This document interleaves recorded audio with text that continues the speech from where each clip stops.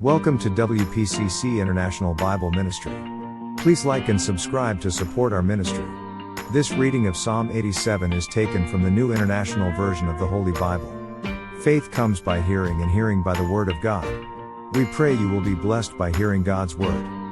Of the sons of Korah. A psalm, a song. He has founded his city on the holy mountain. The Lord loves the gates of Zion, more than all the other dwellings of Jacob. Glorious things are said of you, city of God. I will record Rahab and Babylon among those who acknowledge me, Philistia too, and Tyre, along with Cush, and will say, this one was born in Zion. Indeed, of Zion it will be said, this one and that one, were born in her, and the Most High himself will establish her. The Lord will write in the register of the peoples, this one was born in Zion. As they make music they will sing, all my fountains are in you. Thanks for watching. Please like, subscribe and share this video to spread God's word. May God the Father be glorified, through his Son Jesus, in the power of the Holy Spirit. Amen, and amen.